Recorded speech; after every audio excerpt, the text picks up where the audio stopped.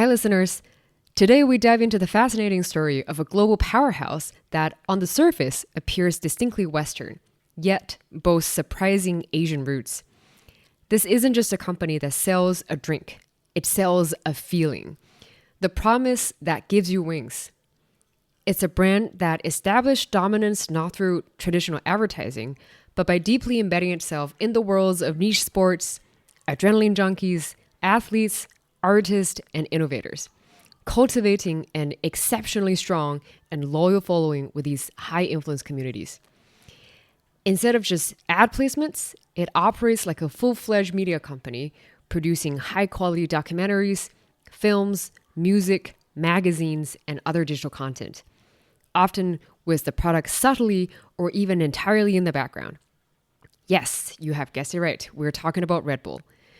In this episode, you'll discover its humble beginnings in Asia, its journey to Europe, its groundbreaking marketing and content creation strategy, its evolution from sports sponsor to team owner, why you can find at least 4 different Red Bull cans in China, and the ongoing legal battles it faces.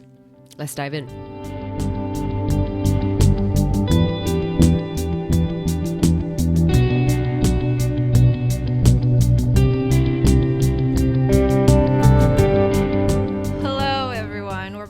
Welcome back. First of all, how do we pick this company? Should we just recap that? We asked DeepSeek, I think, after. So after we recorded the DeepSeek episode, we immediately decided that we should record this episode. Pretty much. Yeah. Yeah, it was decided. This company, even though on the surface level, it might look like a non-Asian company, but it is actually of very heavy Asian heritage, right? Yes. Interestingly enough, there is even a subsidiary that is registered in China. Yep. It's a spoilers, joint venture. Joint venture. But it's like I think even though we're talking about one company, we're actually talking about 3 companies today, and 2/3 of the 3 are Asian. Yeah. Yeah. And 2/3 of the companies are still very much operating within Asia, very active. Yep. And they're fighting with each other. Yeah. Oh, here's another wonderful hint. We both watch F1, and this company is heavily related to F1.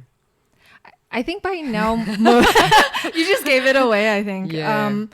What other semi-Asian companies are heavily associated with F1 other than Red Bull? My favorite driver. I don't recall when exactly I became a fan of Red Bull. Pan's favorite driver. Yeah. Yep. Well, another fun fact for the company. In 2024, the company, even though it only sells energy drink, but it sold 12.6 billion cans of energy drinks. What's is almost the world population. That's a lot. Should we dive into the history of how Red Bull started? Where do we start? We start with the very, very first part of Red Bull. How was the drink created? So the company, Red Bull, didn't start off as a drink company at all. And before we dive into the company, one thing I want to point out is the drink of energetic tea or flavored tea in Southeast Asia and even in the tropical part of China has been a long history. And if you ever visited the southern part of China, offering refreshing tea drinks is a very normal thing, especially during summertime. When you go back, you can still buy a lot of those. Our first guy, his name is, I can try the Thai version. Go for it. So is Chaleo Yoovidhya. Yes, Chaleo Yoovidhya. He was born in 1922, and he is Thai Chinese. Originally in 1922, he was born in Hainan, Wenchang, also known today as a province, as a village that produces a lot of free-range chicken, like the Wenchang chicken. Surprisingly, he is the founder of the drinks recipe. Yeah, so if you look at the map of China, there's this little island on the very southern end. That's Hainan. Yeah. That's where he's from. Yeah, that's where he's from. And he was also once upon a time, because of Red Bull, one of the richest men in Thailand. Yep. Also, well, I guess it doesn't hurt to mention he passed away already. He passed away in 2012. I think this number will help a lot in understanding some of the later half of the story, which Linda will show a lot. At the age of 89. Chaleo, just for the easiness of pronunciation, I'm going to address him with his first name, not because I'm really familiar with him. So Chaleo. Also, we don't want to confuse him with his heirs later on in the story. Yes. Yeah. He worked in a pharmacy, and later on in 1962, or some other accounts claim it to be 1950s. 56. Yeah, 56. So maybe there's a little discrepancy there. Somewhere around that 10-year period. Somewhere around that. Yeah. He started his own pharmaceuticals. And that pharmaceutical company is called the TC Pharmaceuticals. We'll just call it TCP for short for later. Which is what they still call it up to today. Yes, that's right. In 1970s, he came up with this drink that has water, caffeine, sugar, and some other functional materials like vitamin B or taurine in this drink, and call it Krating. Daeng. There you go. I don't know. I'm trying. That's fantastic. But did you know how he got the idea from? Here's what I found, and I'm just trying to put all the ideas together. Okay. Going back a little further, Krating Daeng isn't the first. It just sounds like swearing so much, you know. Yeah. Why don't we call it Red Bull? Red Bull Thailand, because for our audiences, Krating is India bison, which is bull, and Daeng is red. Okay. So it's the reverse of Red Bull. Right. Yeah. So where did he get that idea? Before the 70s, there is another energy drink that is originated in Japan. And even in Japan today, you can still find it in 7-Eleven. Yeah. And that energy drink is called Lipovitamin D. Yep. 力保健. It's a small brown bottle that is 150 mils. That is mostly vitamin B and taurine and maybe some vitamin C. And this is the very first model of the energy drink in Asia. Yeah. And the primary user and audience for this drink has been labor duty workers, truck drivers. Yeah, your typical blue-collar folks who actually work pretty long hours. Right. And I think it got popular in Japan actually after the post-war period because a lot of folks needs to, work long hours during that period. So that was brought by a company in Japan all the way to Thailand. He had that, and he tried. Well, I think he saw his workers, his pharmaceutical employees, having a drink. And then he realized, there's a business opportunity. Since then, he decided to put aside the pharmacy business and went all in for this energy drink. And this energy drink, he named it KD. Red Bull. Red Bull, yes. Yeah. Red Bull Thailand. That's sort of officially the first chapter of Chaleo. Yes. Right? He found the recipe and polished it and made it happen in Thailand. But the only difference between the version that he created versus the one in Japan is the Japan energy drink is more of a premium drink. If he wants to localize that product in the Thai market, then he would have to, make it a lot cheaper, which is exactly what he did for the Thai market. Okay. Yeah. So one other thing I found during research is that his pharmaceutical business actually wasn't exactly what we think of as pharmaceuticals today, where you research and develop a drug over the course of 10 to 20 years and then you sell them with some kind of 20-year protection patent. His pharmaceutical company back in the days was purely kind of a shop front where he's a middleman. So he got some, no-name brands manufactured somewhere, and then he does some marketing and then sell it at a premium, right? Yeah. And that model quickly has his margins eroding. So when he discovered, he was actually on his way to find something new for the company to make more profit on, while his margins in the pharmaceutical business are suffering. Yeah. And so he came across this, and so it wasn't just like hey, I a found random. this. He was looking for a business opportunity. Yeah, he was looking for a high margin mass market opportunity. Yeah. And nothing is better than a energy drink that doesn't hurt you anything, but just bring you to a good spirit. In 1982, here comes the Austrian guy. The Austrian guy, his name is called Dietrich Mateschitz. That was really good. That is really difficult. Shall we just call him Mateschitz? Mateschitz. Or can we just call him Matt, like for easiness? let's go with Mateschitz. Mateschitz. Mateschitz. Okay. At the time in the 80s, he was working as a brand manager for Blendex, right? Yes, for Blendex. And Blendex later got acquired by Procter and Gamble. And before Blendex, he was working for Unilever. So he basically worked for like the two top FMCG. Exactly. The top brands in FMCG. So he was visiting Asia and he was very jet lagged. While he was in Thailand, he bought the Thai Red Bull.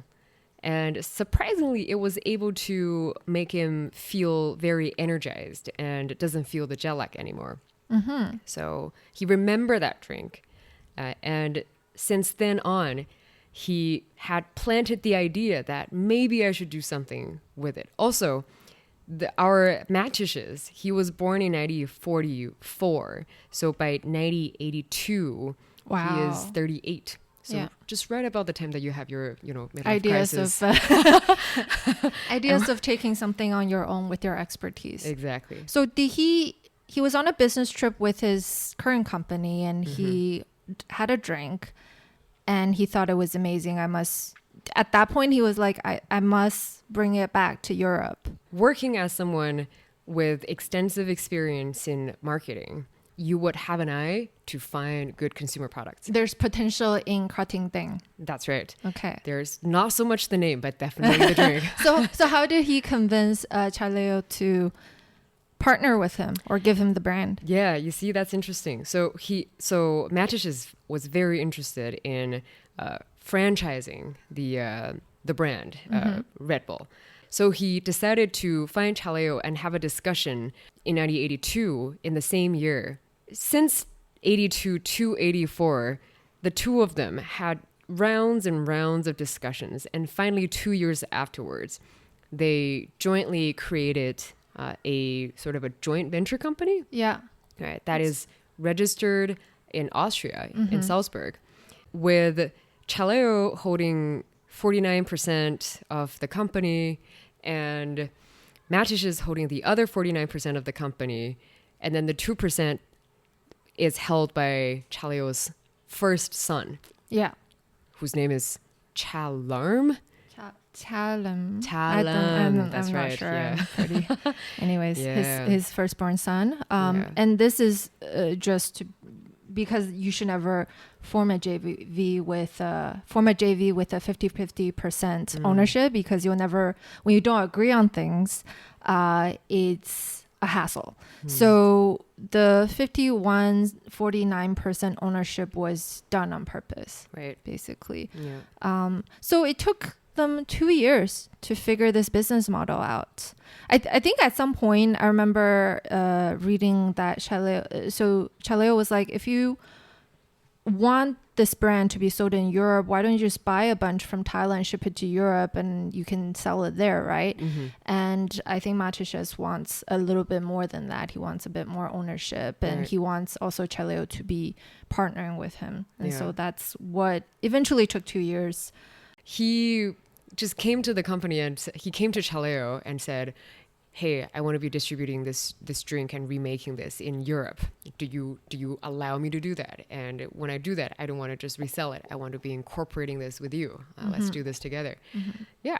I think it's very hard to say no to that kind of deal. Like, it's still having you as a part of the business. Right. You will be overseeing and doing this with me. So I think it's a quite fair way of operating. But also getting Chaleo to put up 500K of his own money in a country that he's not familiar with means that throughout the 2 years, Mateschitz has done some, good convincing as to his capabilities in marketing, which he has later proven more than right. Yeah, I know. Yeah, such a good investment. Such a good investment. 500K comparing to today, that's, I don't know how many times it has 10 billion. multiplied, 10 billions of dollars. Yeah, it's a very good investment.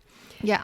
So what did he do after he brought the drink to Austria? Right.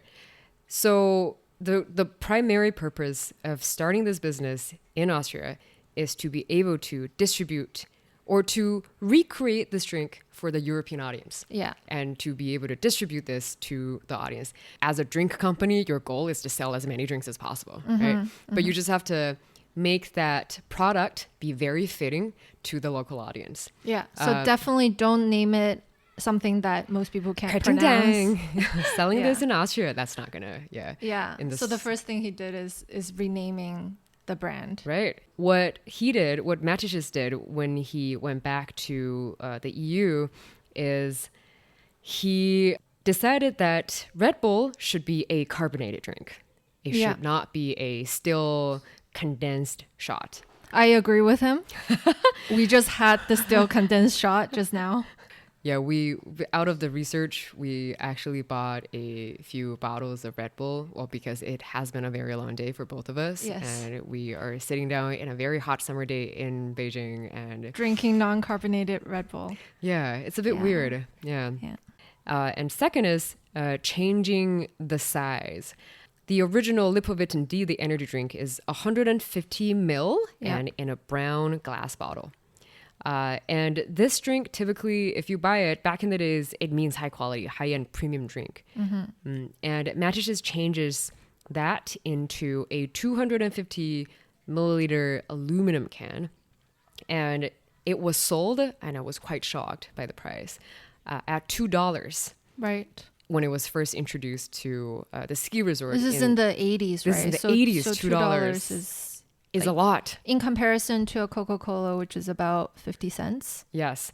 A Coca-Cola was also larger than that. A Coca-Cola is 12 ounce, which is 350 mil, and it was only sold at 50 cent to 75 cent at the time. So in hindsight, it's actually pretty marketing genius, right? You raise, if you're going to raise something, raise it more than 2 times the original price. Like, don't raise it by 20%. You'll not make a difference in terms of impressions. That's correct. But the difficult thing, I think, is how do you convince your audience that it is worth $2? Right.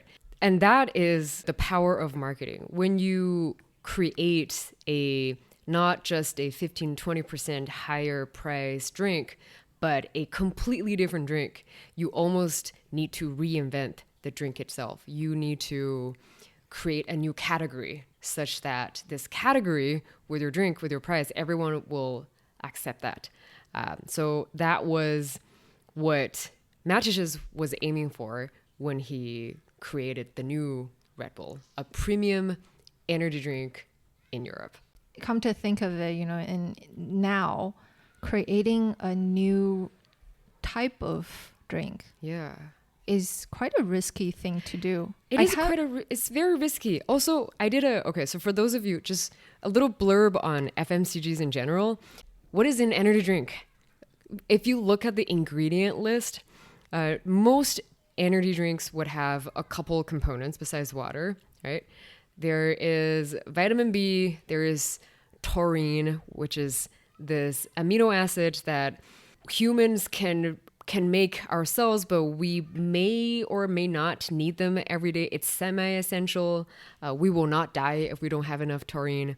And there are still a lot of inconclusive studies about this particular ingredient. The other ingredient is caffeine. Most of the energy drink bans are from pairing taurine with caffeine because most of the FDAs would think that this is a very over-pairing pair and could have long-term health effects on people. Really? Yeah. You're pairing both of those, and especially for kids, for younger people, this could be potentially dangerous. That's interesting because we drink coffee every day, right? Yeah. And then taurine in traditional Chinese medicine is also a very common ingredient that it barely has any medicinal effects. Right.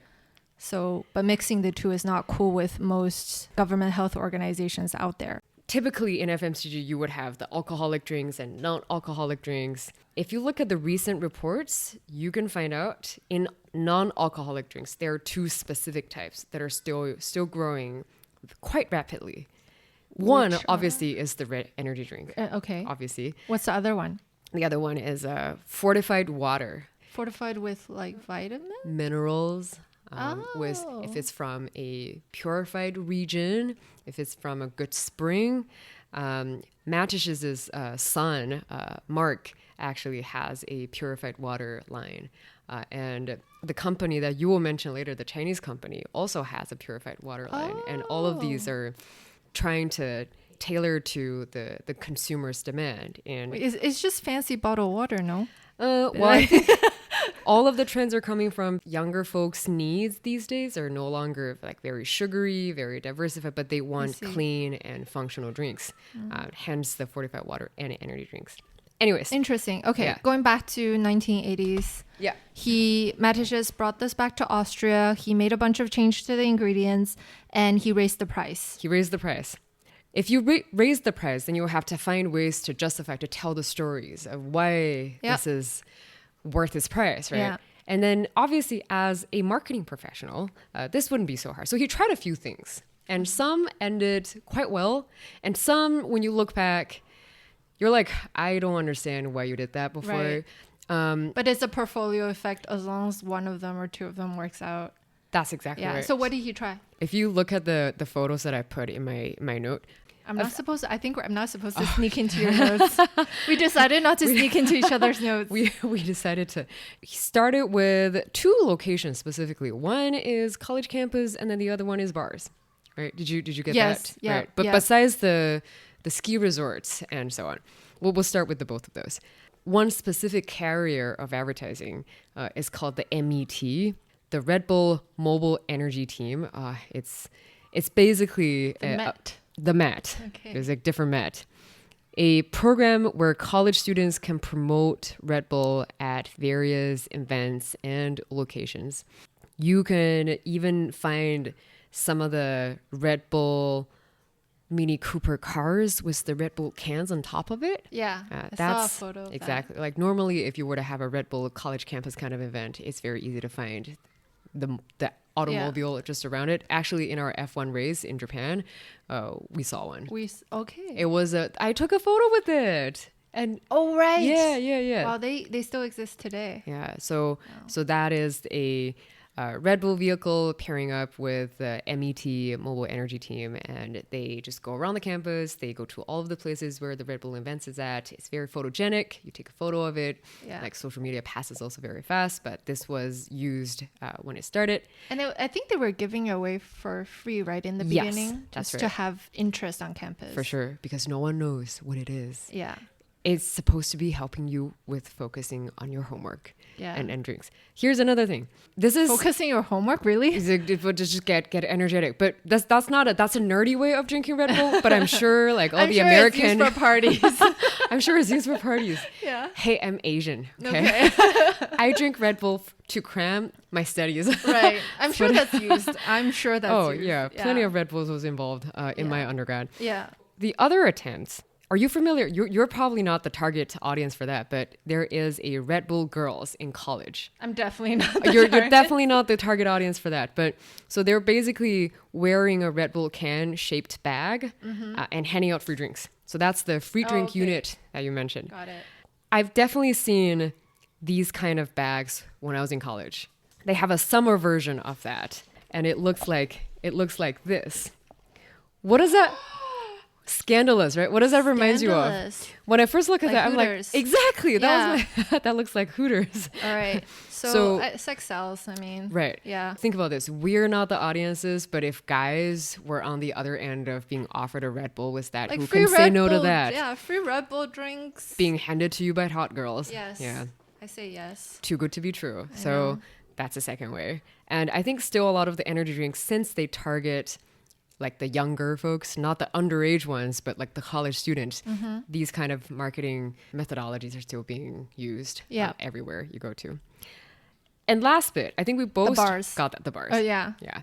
Is it called Jaeger and Red Bulls or what? Like, what's the mixed drink You called? can mix up quite a lot. Yeah, so Red Bull wasn't traditionally obviously a bar drink until Mateschitz made it. So he helped Red Bull. He actually worked with bars to serve Red Bull and make it Red Bull plus alcohol, right?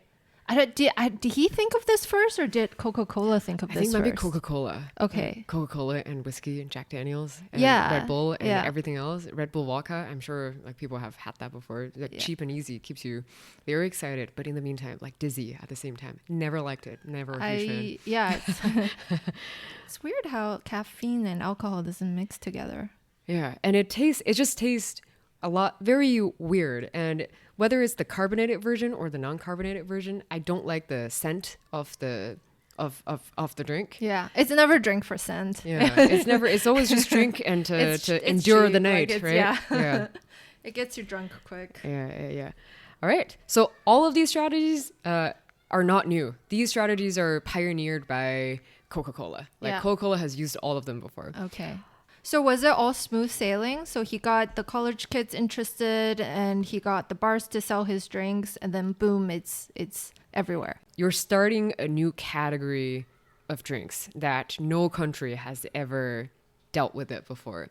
And your ingredients are also quite aggressive. Does that sound safe to you? Like for kids especially, right? So moving into the 90s, Mateschitz definitely benefited from the new European Union laws that allows one company to launch across EU without any additional permissions or licenses. Okay, so he gets approved once and then it's available everywhere. It makes it easier, I guess, operational-wise. But he definitely encountered quite a lot of hurdles in that process. Red Bull was deemed to be quite dangerous and doesn't have sufficient long-term safety data for a list of very conservative European countries.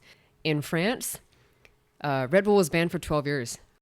It was just completely unavailable in France. So if you want to drink Red Bull, you have to be going to another country. The reason the health authorities in France think that it was unsafe was because of the not yet understood effects of taurine, and especially combined with high caffeine.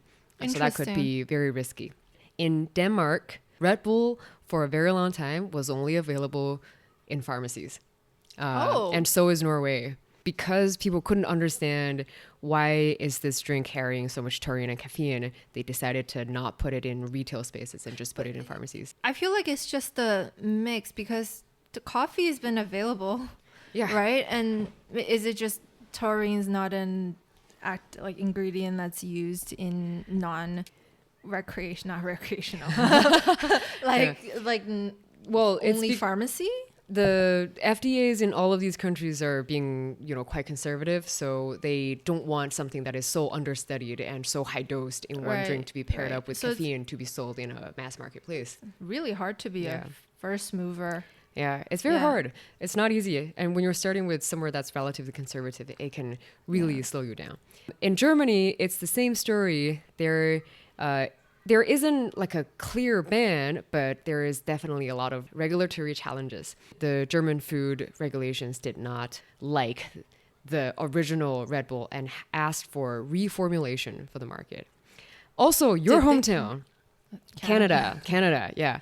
So in Canada, for a very long time, Red Bull can only be sold in pharmacies too. And later on, it became a more widely populated retail store items.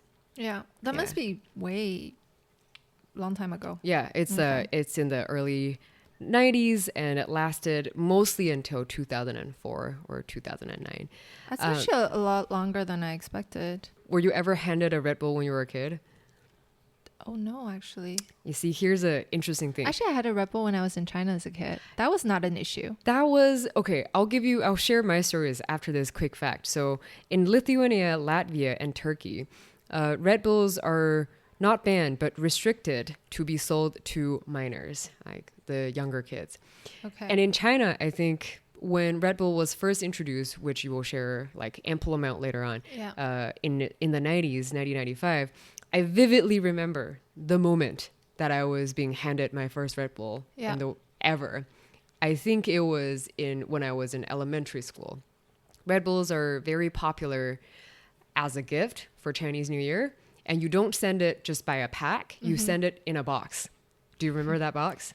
It was a card box of, I think, 12 cans of Red Bull in it. Right. And for some reason, my parents, they are always very shy to give me a bottle. And then they would tell me, even though I want to drink it, I thought, oh, like this is like Coca-Cola. I want one. It's not advice for kids, right? No, back it's then? not. Yeah. No, so my parents are being very cautious of kids. It is caffeinated. Caffeinated, but I wasn't told that. I think someone else told me that, oh, like this is good for men. So I thought, oh, is it Viagra? But later on, I realized, like, does it have that effect? Wow. So in my mind, Red Bull has always been associated with that in my very early childhood, in my elementary school. And later did I realize, oh, it's just an energy drink with some vitamins in it. Yes. I was like, brand image being refreshed.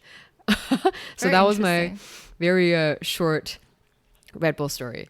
I heard that in some country, because it got banned, it was associated with, because Mateschitz was marketing it to the party scene.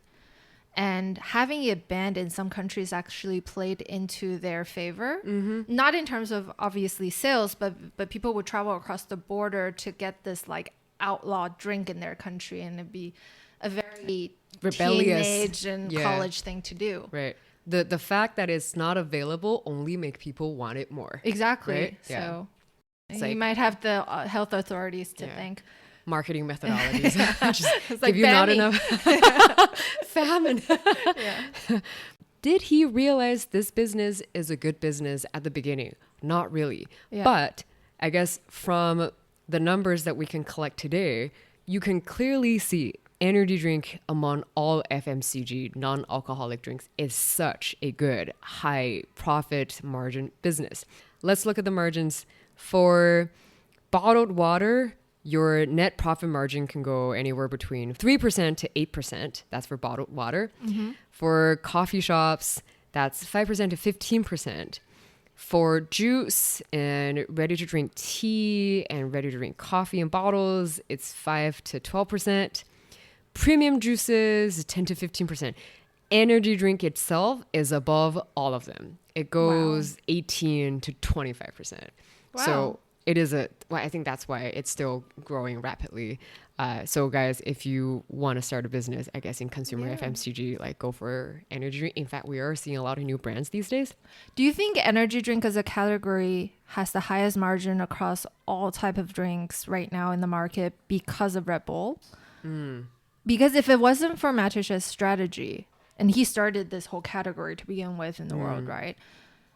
If he decided to price the first Red Bull at, say, at a 10% premium compared to Coca-Cola, then maybe this category wouldn't exist. right? I know. Yeah. This was actually my conclusion. Oh, sorry. Oh No, my God. yes. I took your conclusion. We'll come back to that maybe in an hour, but Okay. he is such a fantastic marketing genius that he created a new drink category from scratch.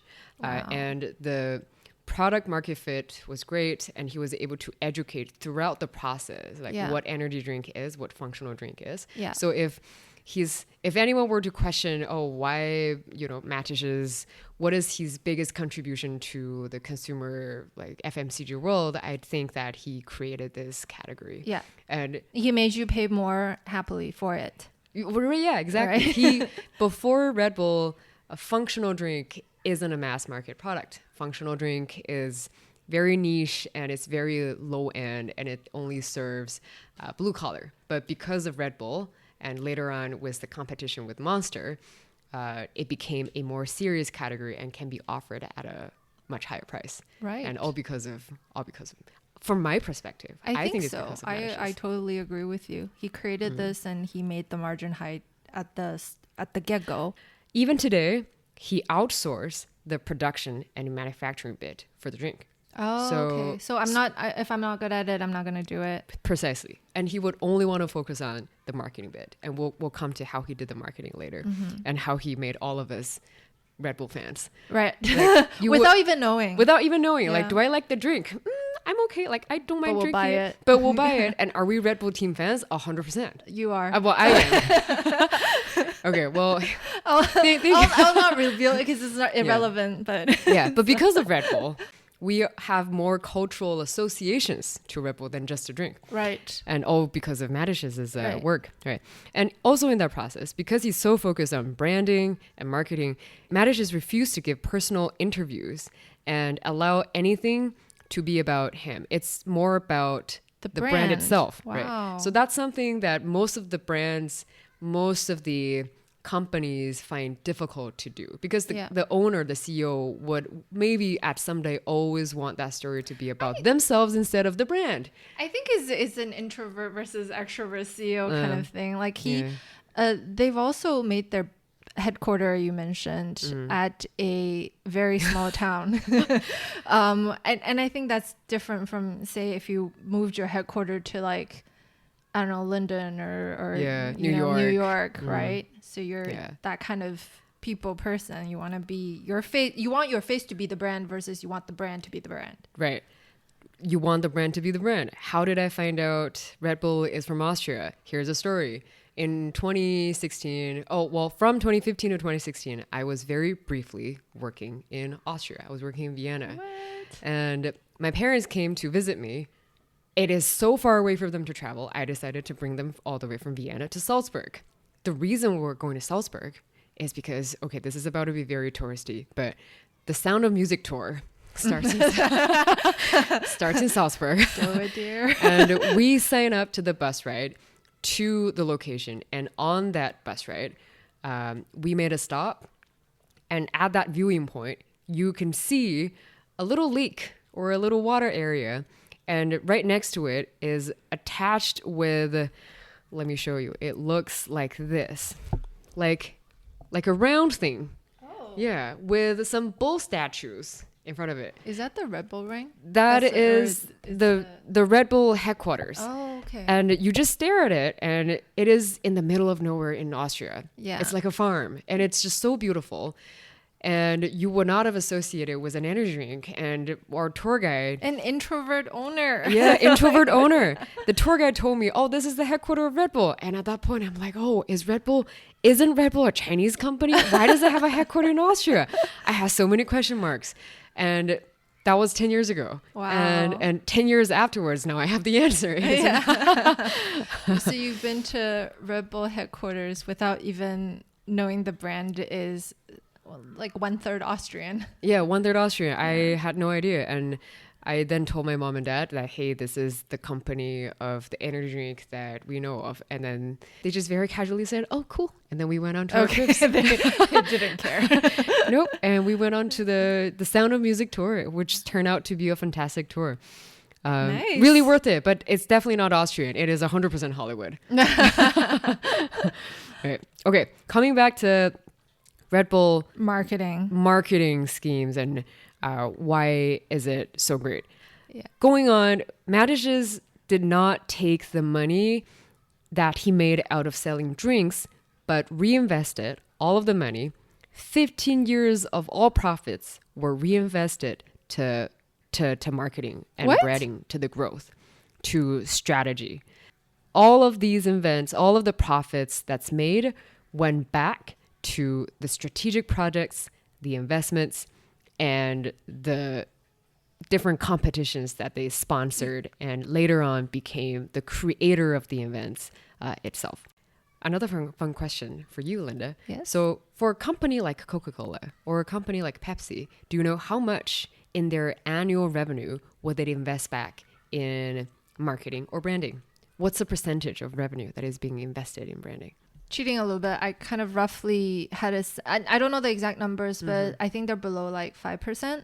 That is about right. So in 2021, for Coca-Cola Company, the marketing percentage of revenue is about 10-11%. And that's more than I thought. Yeah, but for Pepsi is about 5%. Guess how much Red Bull invested? Way more. Way more. Yeah. Yes. So like 20-30, right? Yeah, 28%, close to 30%. But also, mind you, because it is not a public company, so all of the numbers are from the open source materials that we could get. All we can know is that it is much higher than a traditional FMCG company. Whether it's accurate, like 28%. Or 28.5. Yeah, 28.5. Yeah. And I would say it has a much better return on every dollar spent. Yeah, it's they have put in a lot of money into sponsoring, started with sponsoring events. Yeah. Red Bull's revenue was about 11 billion euro in 2023, and they put in about 2.6 billion to 3.1 billion into marketing. Marketing That's substantial. alone. So I'd say it's very fair to say Red Bull is just a full-on media agency or like a media powerhouse. Do you know roughly how they divide this $3-ish billion?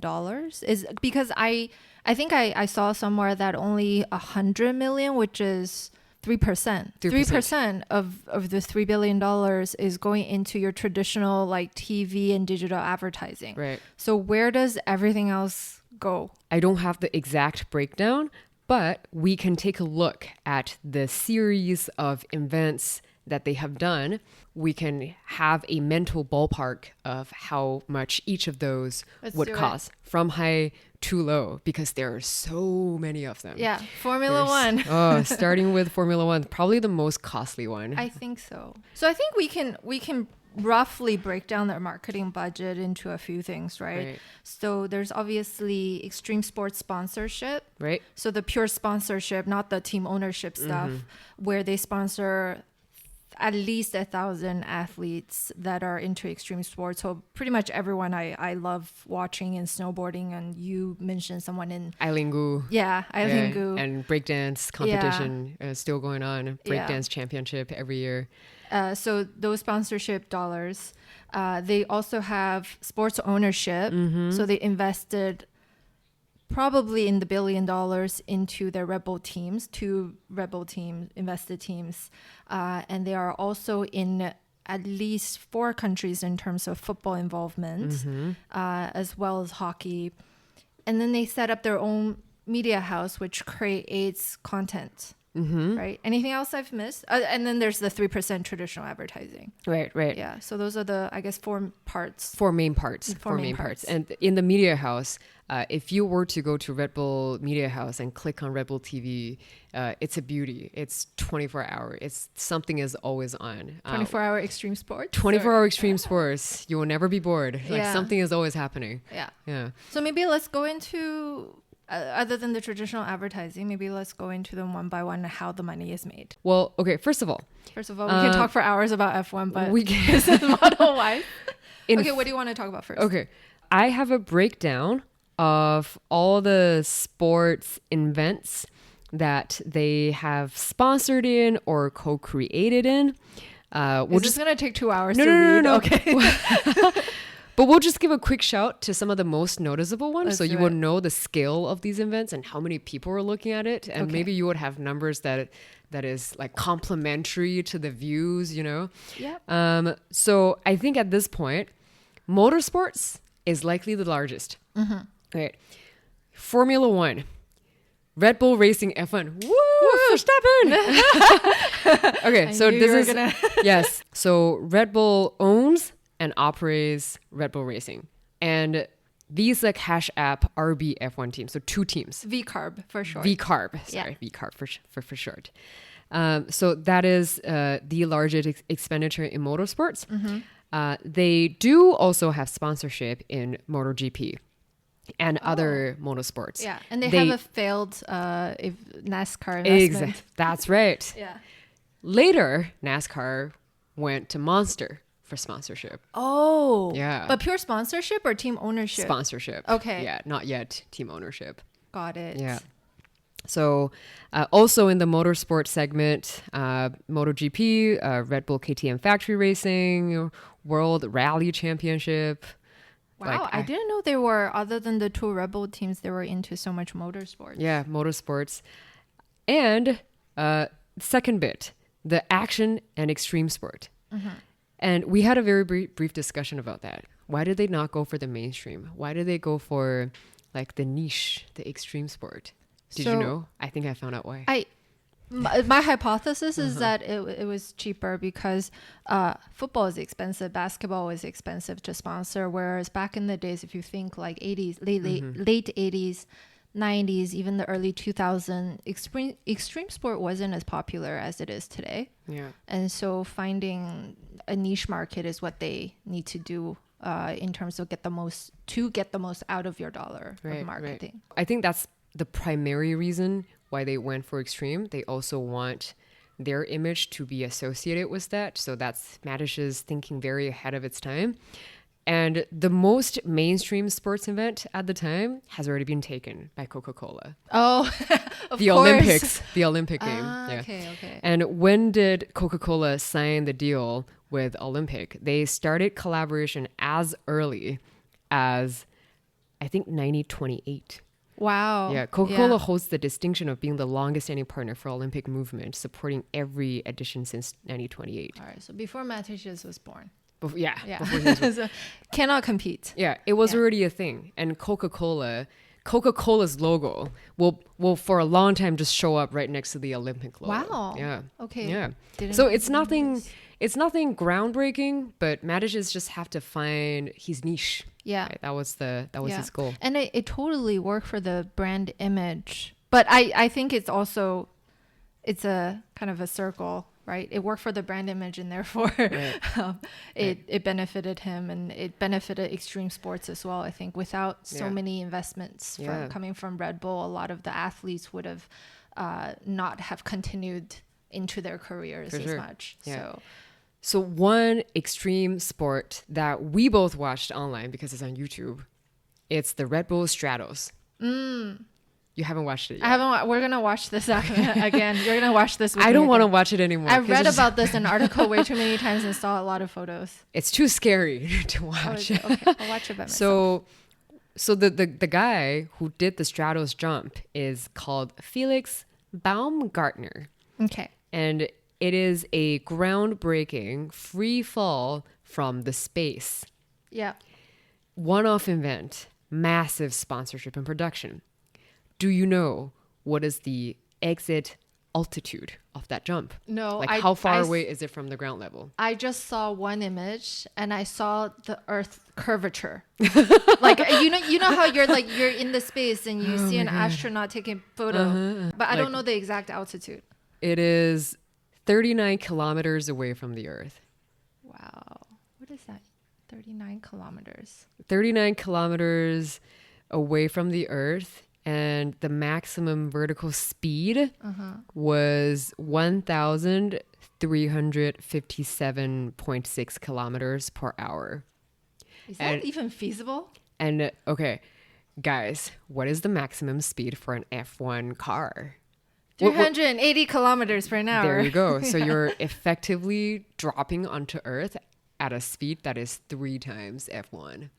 Crazy. That's crazy. That's why I don't want to watch it. He has protection, and then on that protection, it has Red Bull all over. Of course, because you put in so much money. Wow. And that reminds me of the Tesla stunt of the car around the space. Right, but only it has a human in it, and exactly. it is a human and jumping off. He's willing to do it not for Red Bull, his own achievements, but it sounds very risky, no? Yeah, and how much money did that jump materialize, or did that jump yield? So what's the view? So a figure I had was it yielded. So overall, the project costed $50 million USD for Red Bull to set up, and it's all the research, all the equipment, getting him up into space, and just making sure everything is safe for this guy, right?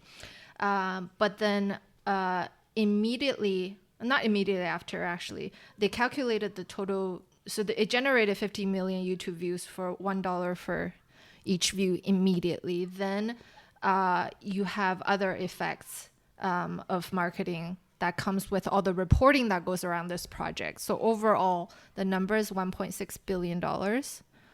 So they generated 30 plus times what it costed them. So it's written down as one of the feats in marketing history.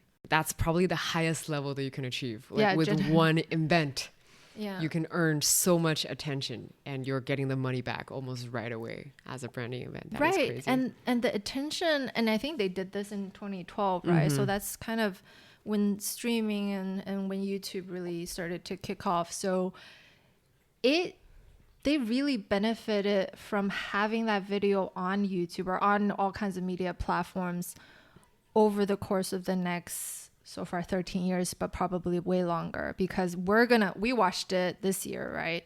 And we might rewatch it and other people might pick it up who are born before this time and still have marketing effects for Red Bull. So people will continue to watch. They will continue to roll money inside just because of this video is still online. Yeah. And since then, they have had a very heavy digital strategy, putting everything online, on YouTube, on social media, have their own TV, have their own media house. And this is probably also the definitive moment that Mateschitz realized that, creating my own content is the way to go. Right. Yeah, I cannot just be putting my name on a sponsorship. I need to be the owner of this content. Or giving money to agencies to advertise for you. Yeah. Yeah. So that is the most famous extreme sport that Red Bull did. And most of the friends, even if you're not a Red Bull fan, if I were to ask you what event you remember from Red Bull, I think most people will answer this. Answer this jump. Yeah, definitely. Here's the thing. There is another extreme sport that's kind of interesting, cute, but it discontinued. But I somehow weirdly had the opportunity to see it in 2016. Interesting, cute. It's I like this interesting. description It word. It is like flying very small Cessna planes through 2 poles in a water, and the race is called the Red Bull Air Race World Championship. So it's like F1, but only it's with small planes, and you define a straight line to fly, and you do a little stunt. Are they racing each other, middle. or is just like it's scored on the stunt? You get a score on the stunt. You're not racing each other. Otherwise, it'll be a little too crazy. That's like gymnastics, but with plane. Plane crashes. That's scary. I don't want that. Oh, wow. So I went. Did they create the sport, like the competition? Yeah, they created a lot of those games, like the Red Bull Flugtag. So that's Yeah, it's another cute. thing. Yeah. So Flugtag is where you make your own airplanes, the- airplaneable objects, It's and then you fly yourself off a cliff and then see how far everyone goes. but for fun. But more for fun. More for fun. It's like your paper mache project with your dad. That's kind right. Of thing. Yeah. Interestingly, because you mentioned why do they sponsor extreme sports? Why do they create all these events? Is for the same reason, right? If you can't sponsor an existing event, create one and Make it likely a get tradition. ROI. Yeah. Yeah. It's the amateur-built, human-powered flying machine competition that is held worldwide. Just so much That's a way joy. better way to put it. No, well, thanks to the AI agent who researched for me, who summed it up perfectly well. Amateur-built, human-powered flying machine competition held worldwide. Yeah. I'm sure I've seen clips of it in YouTube and various social media. So I'm sure most people have swiped onto one of these videos and just decided not to leave for a while. Yeah. But if you were to watch other extreme sports that it sponsored, most of the names are quite scary and really quite extreme. For example, the Red Bull Rampage, which is the free ride mountain biking event. Red Bull X Fighters free motocross series. And cliff diving, joyride, global breakdancing competition. Ooh, huge fan of the BC one. I started watching BC one breakdance championship when I was in high school. My life has really quite been dominated by Red Bull since high school. That's crazy. We And must do this episode. my one of my favorite hip hop dancer today is a Red Bull sponsored dancer. Wow. Kyoka from Osaka, Japan. She's so great. The Global Rallycross King of the Air, which is the kite surfing competition, a bunch of other things. And okay, moving on. But they do really good, like all of these I'm imagining, I haven't seen the video that came out of some of these sports, but I'm just imagining like the blood pressure that you would have. have. You just, the adrenaline and stuff, and you just can't turn away from these videos once you click onto one of them. You're at the edge of, I want to watch it and I don't want to watch it at the same time. Yeah, I want to watch I want to watch it. I'm always at the edge of, I want to cover my eyes right now. Some of like the mountain biking competitions, I don't think that's biking downward sloping. Yeah. That's just falling downward sloping. But it's also because they have a media house, they make the angles. I realized after watching with so many Insta 360. Call back. Yeah. They do make the angles quite steep. Or they do interesting stuff with the setup to make it look very first person point of view. Right. Right. So I think this attributes to them having their own media production company, and they know how to produce these content, especially after different like years of trials and errors with extreme sports. Right. Yeah. So they have probably perfected the extreme sport media production. Yeah, that's right. With Insta. No. No, they did not give us any money for advertising. Yeah. So the next bit will be music and culture. They have music festivals. That's a less known one. Music and culture. Music Academy. Remember the last time we watched Red Bull on YouTube? There is a Spanish rapping channel on it. Yes. So that is, okay, I'm going to slaughter this name. It's called Red Bull Batalla de los Gallos. As I probably slaughter it. But it's the International Freestyle Rap Battle Competition. In Spanish. I think supposedly when it says international, I'm thinking maybe more languages, but we just happen to be looking at it. We clicked on the one with more audience, with more subscribers. Okay. And that one is in Spanish. Yeah. That's a less known territory. Yeah, less known territory. And speaking of less known territory, the last territory is what they're moving into rapidly. They have the Red Bull Kumite, which is the fighting game tournament, Street Fighters. And they also have esports athlete teams, Red Bull esports team. That's a natural direction to go to these days. Yeah, absolutely.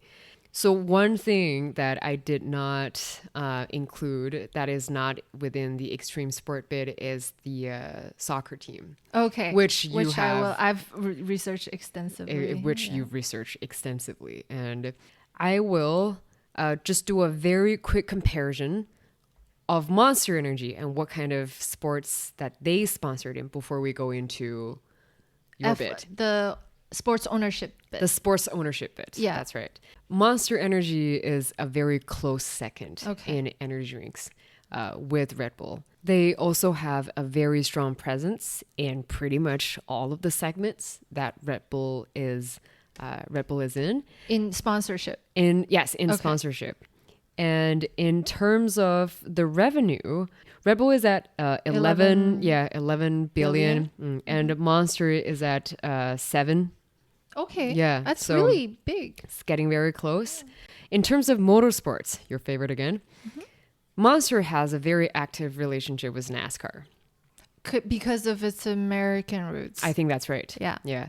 And Monster also has sponsorship in Supercross, MotoGP, Motocross of Nations, Formula Drift, off-road racing. Sure. Yeah.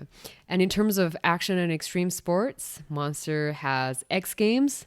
Ooh. And here's a fun one. Snowboard. Professional bull riders. Bull riders. Shouldn't Red Bull be sponsoring bull I know, riders? right? Would be more fitting. But I think this is very American oriented. Bull riders. Yeah. I see. Yeah. There is a skateboarding, surfing, and snowboarding. So a bit of each. Right. And the most famous one that you would know, and I also know Monster because of this particular event, is the UFC, the Ultimate Fighting Championship. Oh, so there is a pretty big regional difference in terms of their sponsorship. This is very US focused. Yeah. And on UFC, the floor of UFC, where they're fighting on, it prints it's a Monster logo. It's a monster claw on it. Yeah. And Monster also has a lot of cultural and musical events, but mostly very US oriented. There's Welcome to Rockville, Louder Than Life, none of which I've really been to. But the sponsorship style wise, Monster focused more on the mass market events. Red Bull would focus more on beyond sponsorship and creating my own content, have more distinguishing features and want the concept to be 100% aligned with what Red Bull is. Back in the days, it used to be Red Bull gives you wings. They actually, do they still have that tagline? You know, it's been heard less and less, right, on TV. And there is a reason why it's been heard less and less. I found out about this as an anecdote to Red Bull. Red Bull gives you wings is a tagline that they used starting in 1997. There is a change in advertising after 2014 because someone sued Red Bull in the US that they violated the advertising rules. This is false advertising because Red Bull doesn't actually give you wings. What? Yeah. Did this person win the lawsuit? Yes, this person actually won the lawsuit. That guy added, because of the amount of caffeine that was in the drink was very concerning. So added to false advertising. Okay. So what the company did is Red Bull agreed to compensate the customers who bought Red Bull in America between 2002 to 2014 because of the claims above. And legal papers specify that no proof of purchase is necessary. And you can just claim that compensation. What? So anyone in the US who bought at least one can in the last 12 years could be entitled to $10 cash or $15 worth of Red Bull goods. I wonder how much they lost. But, I mean, if you don't need any proof, you can just go up to Red Bull, or I'm assuming there's a place where you can say, hey, give me $10. Yes, you can. Yeah. So Red Bull decided to do that. And Red Bull gives out millions of dollars just because of that lawsuit. Super risky. Yeah. Here it says multi-million-dollar lawsuit. In terms of how many millions, I don't know. But does that person has a point? Perhaps. I don't know. There's so many advertisers out there that it's a tagline, right, at the end of the day. Yeah. It's a tagline. Yes, I agree. But, picking out loopholes in the advertising laws. Right. Yes, that also works. Wow. But, I mean, luckily, I think Red Bull now is less dependent on that tagline anyways because of all their other sponsorships and how they're associated with sports nowadays. Right. Yeah, nowadays. So I had a question actually around this topic. Red Bull's whole advertising, I guess, strategy was beyond sponsorship, right? It was they started with sponsorship and then they started owning their own competitions, and then eventually they own teams, and they own the whole management end to end. And the athletes. And the academies that kind of train the athletes and grow the athletes. And the media house. And they cost 28% of Red Bull's annual revenue, right? This whole marketing spend. Versus Monster, which is, for the most part, still sticks around with traditional advertising plus sponsorships. That's right. What is their level portion of marketing spend? And I sometimes during this research I will question, is Red Bull investing in all these extra stuff because Mateschitz is a sports fan, or it actually made a lot of business sense, right, in terms of the return on these extra $1 billion of revenue every year? The answer for how much Monster Beverage is investing in marketing, I don't know whether this will meet your expectation, but it's spending about the same level as Coca-Cola. It's spending in marketing in terms of revenue is about 10 to 11%. I see. It's not very high. But here's the interesting question goes on, right? A follow-up to your question is, we have both looked at how much profit that they're making, right? The net profit. And it comes down to, for an energy drink, both of them actually, and somewhere between 80% to 25% was the amount of data that we can find. Yeah. So here comes the comparison of Red Bull did so many things. Like, it did so much production, and it sponsored and owned so many teams, so many extra work. it made at about the same profit as Monster. Well, Monster just put its label on everything. It just sponsored everything. In terms of percentage, they had the same, right? Right, in terms of percentage. So yeah. is this a good business? Like, I mean, if they make the same margin, then we can question. But also Red Bull is about double the size. Yeah. But yeah, I mean, if we said $3 billion a year is spent on the 20% or 30% marketing, if you cut it to Monster levels or Coca-Cola levels, which let's say 10% for easiness of calculation, that's 1 billion only. So the 2 billion that you save every year, or you spend more than other companies every year. Yeah. How does that translate? At least before Mateschitz passed away in 2022, he made enough money to make the company go public, right? Oh, for sure. Oh, for sure. Way more. Way before. But he chose not to. And and I think maybe this is his personal decision on... Which company that IPO'd with a bunch of board members would allow you to spend lavishly on sports? No one will allow you to do that. Right. So it sounds like Mateschitz did a fun project for himself, and he wanted to stay true to his heart. I didn't get to read his biography. And maintain the margins at the same time. Yeah, maintain the margin. Yeah, and benefited everyone who watches extreme sports. And then how many shareholders does he have? Like 3. That's it. Right? Yeah. Now 2. Now 2.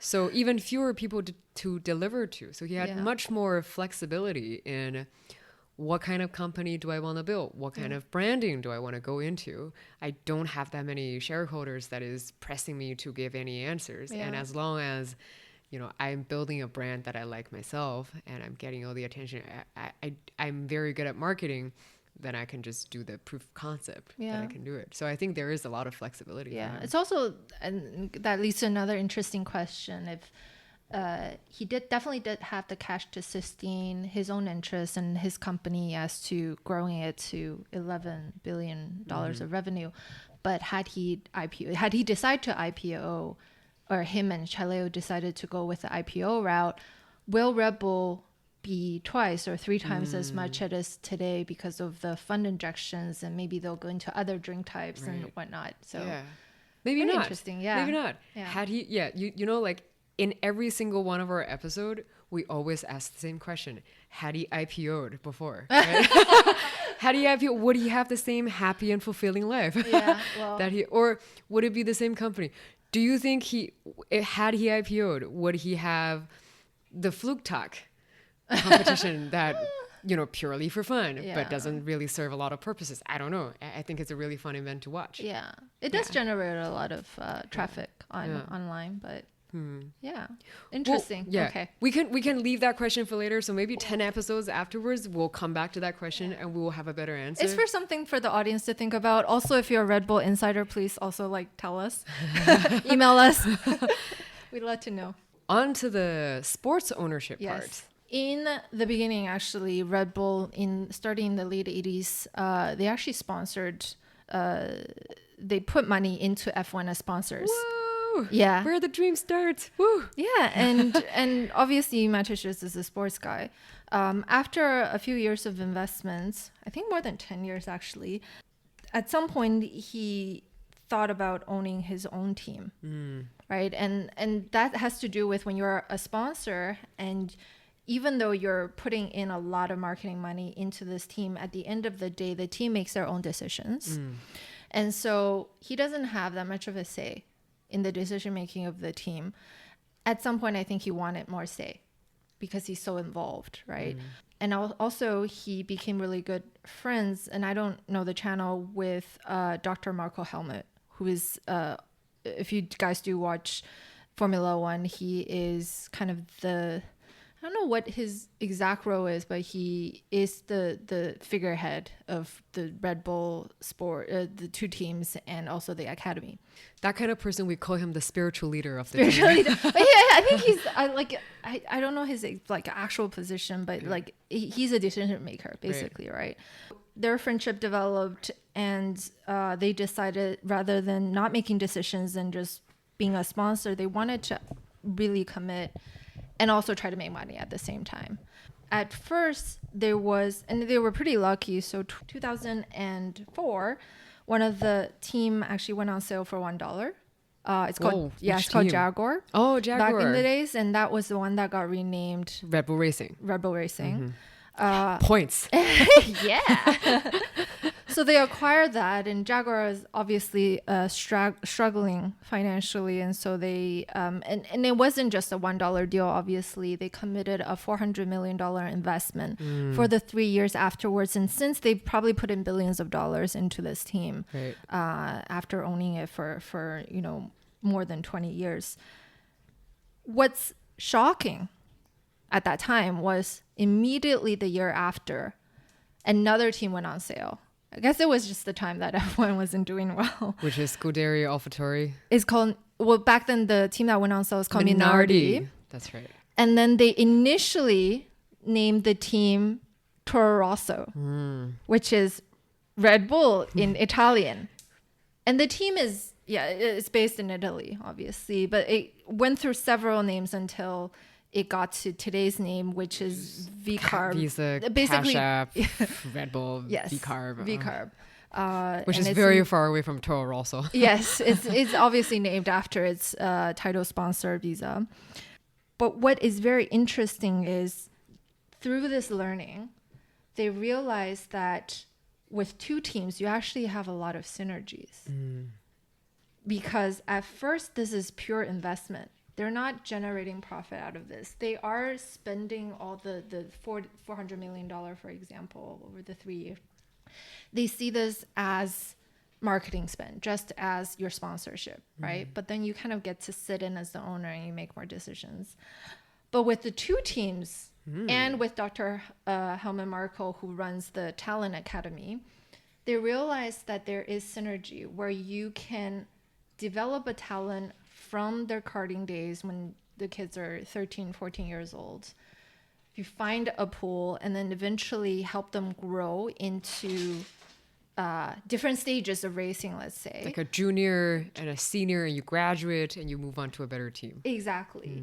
And so sponsoring someone into F1, if they ever make it, it costs anywhere between $1.5 million to $4 to $5 million, right?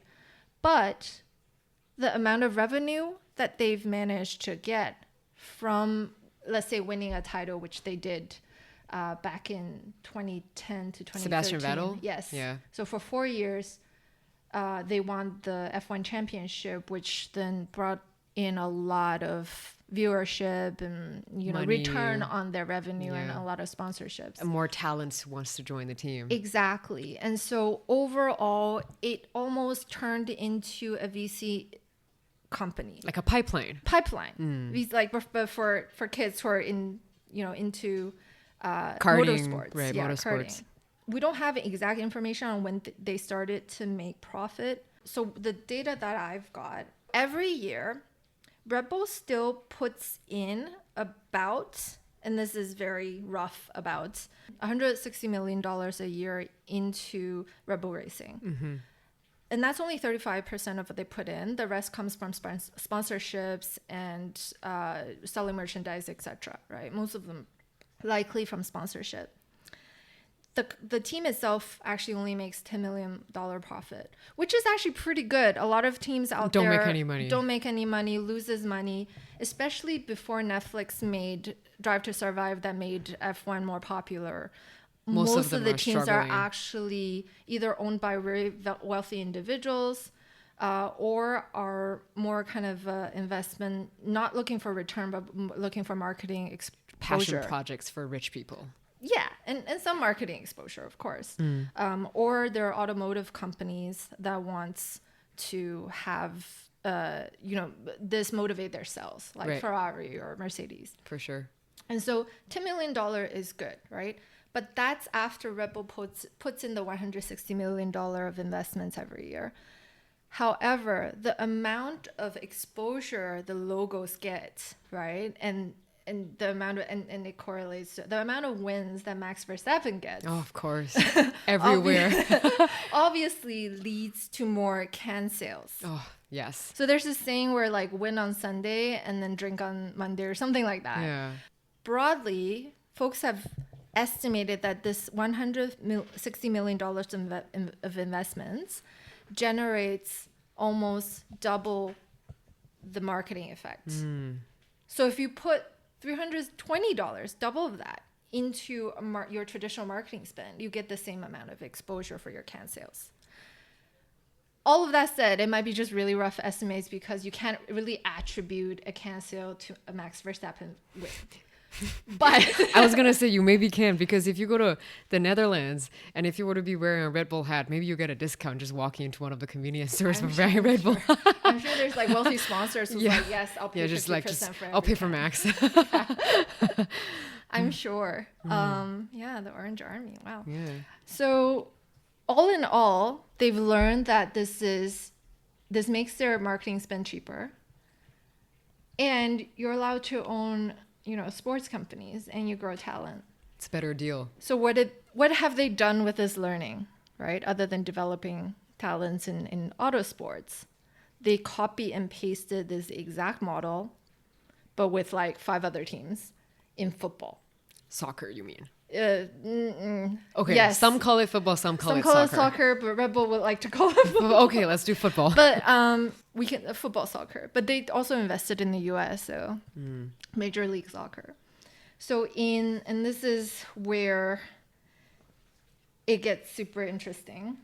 To make this short, they replicated the model, but rather than 2 teams, I'm counting like 5 different countries, but I think they divested in Ghana. So they have Germany, which is currently their top team. So this is the equivalent of Red Bull Racing. And then they have, so Germany, the team is called Leipzig.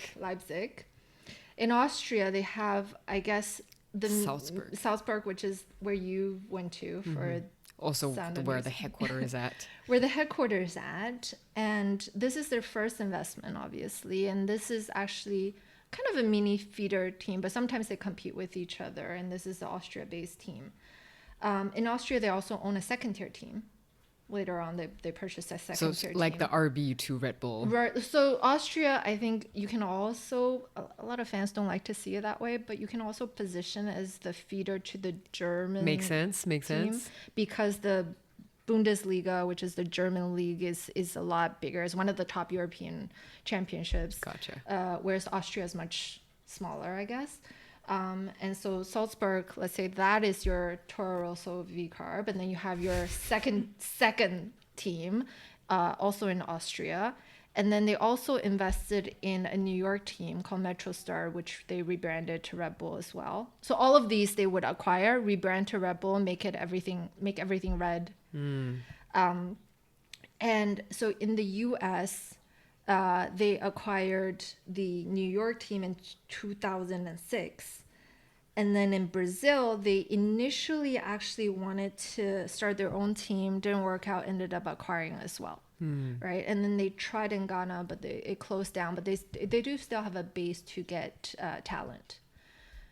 So you can see how they expanded this into more teams and globally.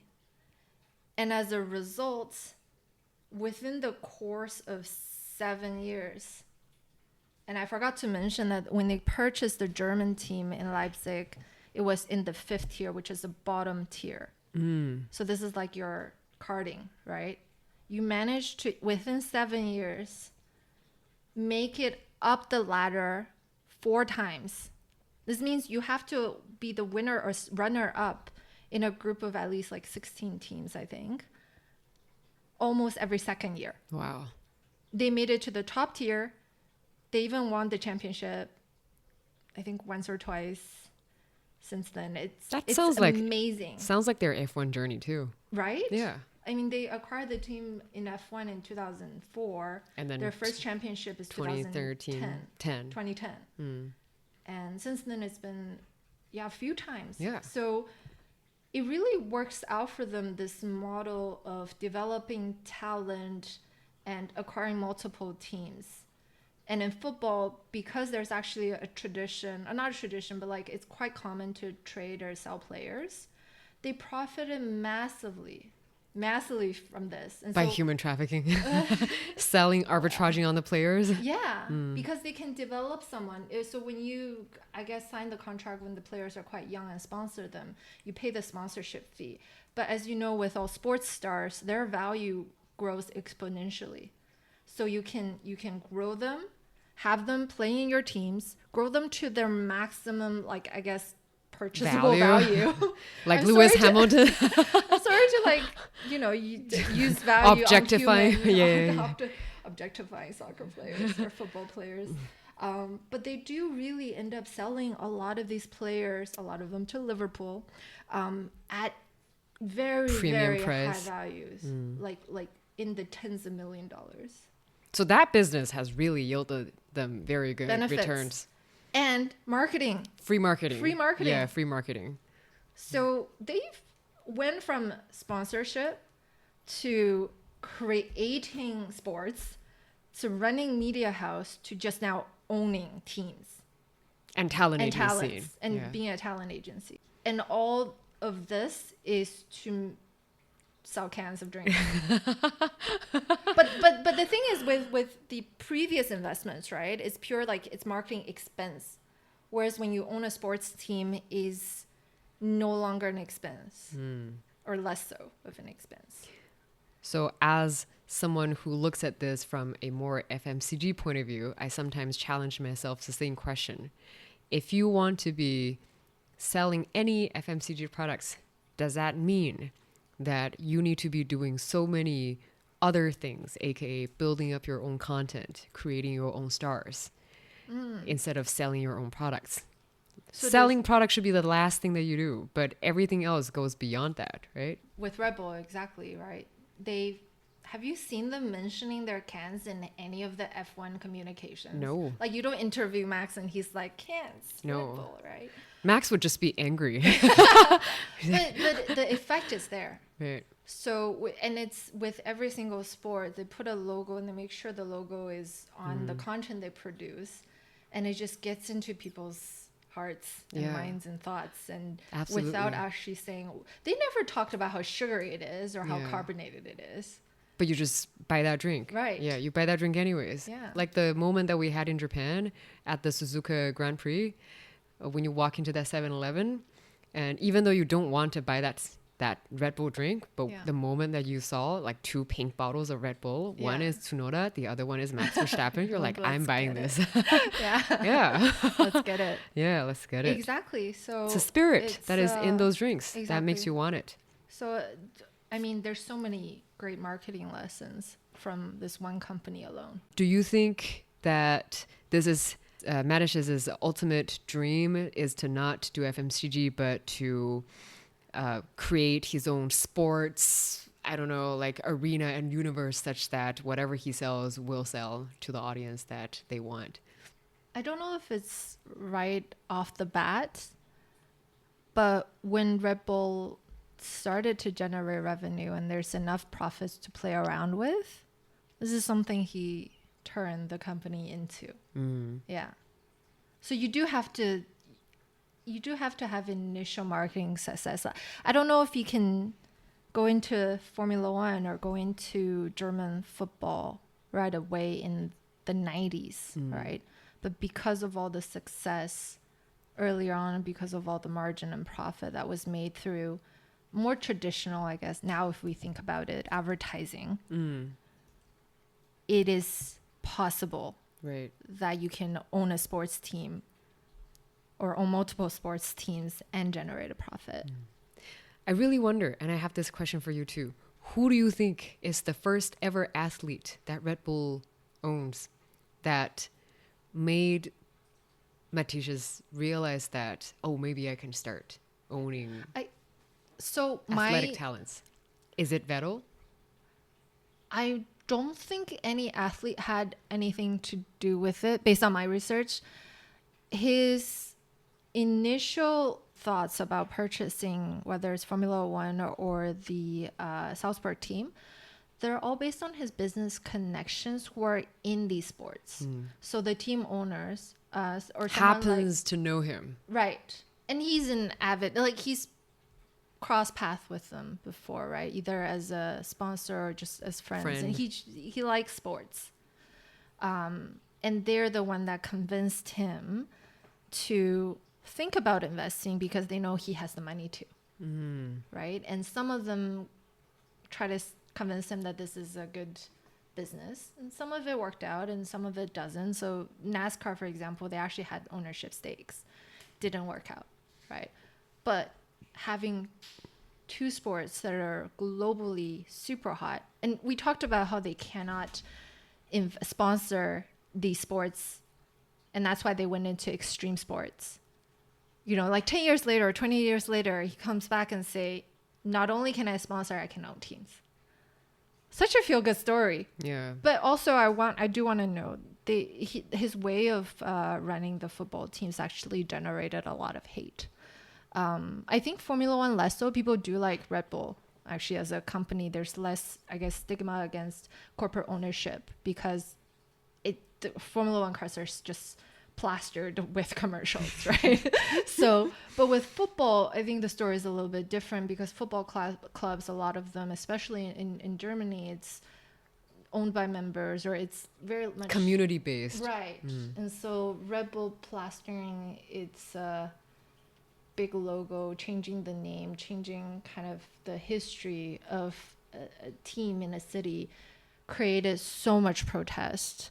I think I've read that they're one of the most hated teams out there because of what they've done. And they've they skirted around a lot of football rules in different leagues to get what they want in the end. Yeah. So controversial, but business-wise successful. That's the story of Austria Red Bull. The story of Austria Red Bull. Yeah. And shall we move on? China. To the most interesting bit that most of you probably have never heard of. Nope. But before Linda starts, and I'll let her have a quick breath before we dive into the next section, is a fun fact. You can buy at least 4 different kinds of Red Bulls in China. I counted like 7 or 8 by this point. On our table, we currently have 3 of them, and we were drinking one of it. We had a taste test before. In China, there is another interesting company that had a very long-standing overlap with the TC Pharmaceuticals. This company is fascinating. Started with a Chinese who worked in Thailand. So how about this? So Chaleo is also a Chinese Thai, as we've covered before. Right. So they had cross paths. Yes. Yeah. Oh, I have a good one. Yeah. I have a. So when a Thai Chinese meets a Chinese Thai, what do they say to each other? I've been waiting. Sawadee ka. Oh, how do you know? Oh, really? Yes, sawadee ka is the thing that you say. Okay. Anyways, that's not funny. Okay, we can go on. You can tell the story now. All right. Well, I thought for 2 hours just about this joke, and then it's not. Okay, it's all right. Say it again. No, it's fine. Okay. What did they say? Yeah, no. I just in my imaginary world, they very friendly said sawadee ka to each other. That's all that I had imagined. All right. Yeah. But you guessed it, so Yeah, I'm very happy about sorry. that. Sorry. Okay, I so lived in Thailand for too long. Going back to actually the origin of the founder, Chaleo, he is Chinese heritage. He moved to Thailand when he was 2, but he also had a Chinese upbringing. His dad was Chinese, and so, and I think there's kind of this familial aspect of all Chinese folks. If you're brought up in this, in this heritage, is that you need to contribute to your homeland. Oh my God. When you are successful. Come back to the homeland. Exactly. Like when you made it as TCP Pharmaceutical in Thailand, you should come back to your homeland and help your village men at that point in Hainan. Co-develop. Yeah. Well, yeah, I think a lot of the and to brag about yourself, right, too. A large part of Southeast Asia, there are so many Chinese business or Chinese Thai, Chinese Filipino, Chinese Indonesian, and they tend to use that business partnership with China to do their initial business and succeed and then later come back. So I think Chaleo falls into that. Exactly. So, and I think at that point, which is 1993, we're talking about he already formed this partnership with Mateschitz, and he has some probably dividends coming in. So You bet. Yeah, so he's going back to homeland. He's like, I made it, guys. I'm now going to help you make it. But he didn't. He failed the first time around. So he went back to Hainan thinking that I could just replicate my Red Bull business model in China. He built a factory. He didn't. Oh, he didn't. I think he didn't. He didn't even start with factories. The first stumbling block, the same as Europe, is how do you even sell this drink? How do you get the go-to market right to begin with? China, even though taurine is a Chinese traditional drinking recipe, caffeine is less so, and so mixing these with sugar together, the health board was like, I'm not sure. I'm not sure if you can sell it. So he faced a lot of issue. He couldn't market it. The same as how he met Mateschitz, this guy who... How about we start with his Chinese name? Yanbin? Yeah, that's quite easy. I know I got that one right. I'll give you a little background of Yanbin. So he was born in 1954. It's about 30 years younger than Chaleo.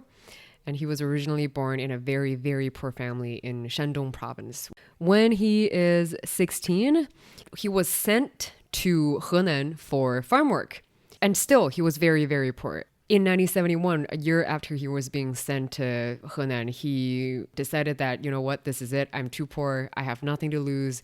I have about $10 in total, which is 92 kwai, in his pocket, and he decided to go to Thailand. And that's a big leap for him. Just go from Henan to Thailand. And he went there on his own, like not like Chaleo where his parents brought him. And also at a very bad time. So he really could have just lost his life or cannot make it back at all. So he started working in a restaurant that is opened by Chinese, and he never complained about work. And after he worked there for a very long time, right around 1984, well, again, when he hit his 30s, he decided to stay his own company, which is the Rhinewood Group, aka Huabin, that we know about real today. Estate development company at That's the time. right. Yeah, that's right. Yeah, real estate development and building services and a little bit of travel and trade. That's back in the days. So what I've researched told me that because they're both quite successful Chinese Thai businessmen, it's just natural that their paths would know come each across. other. And so when Yanbing heard about Chaleo's issue of how he tried and failed to enter in China, he said, let's chat about how I can help you do this. And so there's two things that costs an issue for Chaleo to enter China. So the first thing is the Red Bull logo was registered by a completely irrelevant company that just happened. It's out of pure bad luck. It was registered by a energy drink, obviously not, did not exist in China back then, but just a company in Zhejiang. And so he couldn't acquire the rights. They had no idea, right? It was for, I don't even know what the company's, it's irrelevant to energy drinks. It's just they use the two bowl logo, and so Chaleo cannot register. Second thing, which is actually harder to get, is the authorization to go to market, because you do need the approval from the Ministry of Health for you to market your drink, because it has contents that are not very much like pre-approved in China. It's not like Coca-Cola where you're already selling. Yanbing, somehow, being the hustler that he is, I don't know if he knew these folks or he somehow found these folks. So they decided to form a JV, the two of them, plus two other companies. So the initial JV that was formed in 1995 actually has four stakeholders. Rhinewood, Yanbing's company being one of them, TCP, which is Chaleo's company, but also two state-owned enterprises. And that's a big feat to get state-owned enterprises to partnership with you in a JV, right? So the first one is called Shenzhen Zhonghao Group. I couldn't find the English name, but Shenzhen Zhonghao Group. And they're the logo. They went to the original logo owners, acquired the rights. So they solved the logo issue. The second one is called China National Foodstuff Process Group, and in Chinese is called 中国食品加工总公司. And then they resolved the license issue. Exactly. So they solved the license issue because they're state-owned and they're tied to the state. And of course, it's easier for them to get you the relationship, to get you the license. China. Yeah. And this is, in China, obviously, back in the days, is a very big relational, but it has a really big relational business environment, right? So Yanbing solved the problem for Chaleo, and Chaleo, at that time, I guess he was benefiting from Mateschitz' partnership in EU. And so he kind of replicated this model in China, and he said, you know what? I'll provide the expertise. I'll provide the ingredients. You do everything that Mateschitz do for me in Thailand, but do it in China. I give you, we signed this agreement where you have the rights to do everything on the JV's behalf. I would just do that. I would shake their hands. Yeah. And walk away. And they did shake their hands, and they have a really, really good relationship, with actually contributed to the growth of Red Bull, right? But in Yanbing's perspective, he actually had to grow the brand in China from scratch. Chaleo did not put too much money or effort into this operations. Yanbing was the person who did the operations in China. Run the show. And the first thing he did, which is, I think, for any Chinese person, I think it's genius, is he went on Chunwan, which is the Chinese New Super Year. Bowl. It's more than it's a Super Bowl equivalent. It is the CCTV 4.5 hour show that everyone watches on New Year's Eve, because every single broadcaster in China is forced to broadcast it. No brainer. The viewership, and no other show can claim this, right? The viewership, I think, at some point is like 98% For what of the I call population. it is the premium advertising slot, because you cannot not see it. This is probably 5 times Super Bowl. Yeah, I think in number wise, it is 5 times the Super Bowl. Right? And so when you said people give each other Red Bull cans for Chinese New Year, I feel that's like this is where it yes, started. that's why it is. Yeah. Yeah. So during Chinese New Year time. I think it was 1995 or 1996. They were on CCTV, and that kicked everything off. Obviously, energy drink wasn't a thing. No, it's not. For years. So they're still struggling despite having a lot of money put on this. So Yanbing actually at some point in time asked Chaleo for more investment. Chaleo said no. So Yanbing actually had to put his part of his real estate in developments in China as a collateral to get funding. So he puts a lot of efforts in growing Red Bull in China, and he positioned it very differently from Mateschitz. So he used, for the most part, the original formulas, and it was created for the blue collars for the most part. And so this wasn't the party scene, the extreme sports. This is just like, even with the commercial tagline, if you're tired, if you're sleepy, drink Red Bull, right? It's targeted. It's very practical. It's targeted for your average blue collar, but it's still priced at a premium. Not as much premium, but at a premium. Definitely more expensive than the other drinks that's being offered in the convenience store. I think it's twice as much. About that. Than Coca-Cola. And so things kind of hung around for 10 years until 2005. I think they sold 300 million bottles, which is not much. 2011-12 is when things kicked off, and some people attribute it to the Beijing Olympics when. Yeah, so Olympics was 2008, right? Yeah. So I think the till effects of Olympics. When everyone, in 2012 they hit 10 billion cans. So that's a huge milestone for them, and that made Yanbing the 4th richest man in China. A Red Bull drink made this guy the 4th richest man in China. Not real estate, but Red Bull. Yeah. In 2 years after, the sales hit 20 billion Chinese yuan. So 10 billion was Chinese yuan. So doubled in 2 years, and they peaked pretty much at 2015-16 at 23 billion Chinese dollars. At that time, guess how much market share they had in China in terms of energy drinks? I'm going to take a wild guess, maybe 80%. Your wild guess is exactly on. It's like 80-20 always works. Yeah, it's 80% exactly.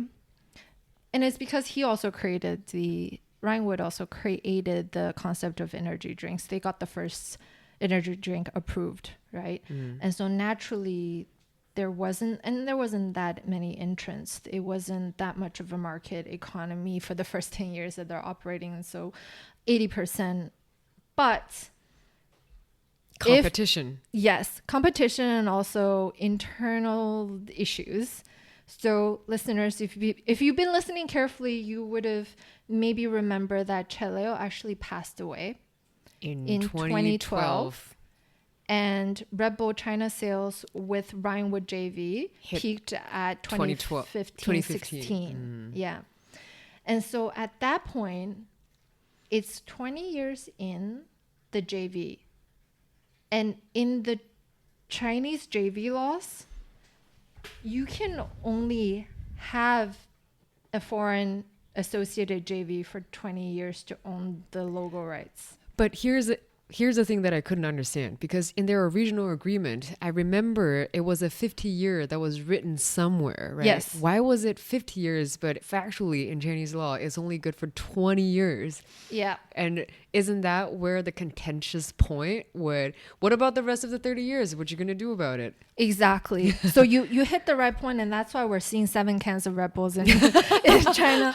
Because this dispute is very hard to justify. Obviously, Yanbin, in business legal perspective, he made the wrong call. When he signed the 50-year contract, the JV 20-year expiration was in place, right? And so there was enough trust, I think, there was enough trust in his relationship with Chaleo that he figured that it would just go on. Because with Mateschitz, like, there was no challenge, for years. You're generating money for me. You're giving me dividends. Why would I care, right? But that's not the case with Chaleo, because when he passed away, how did he split his shares of Red Bull? It's either passed down to her family or being passed down to the existing company structure. And in this case, he passed down to the family. And his son, if you remember, his eldest son, originally had 2% of the company. And Chaleo passed on the remaining 49%, which makes the first son a 51% shareholder of the company. Of the Austrian Red Bull company, yes, right? That's right. So there's 3 companies, just to reiterate. There's the Thai company called TCP. There's the Austrian company, which is just the Red Bull. Red Bull, the Austria.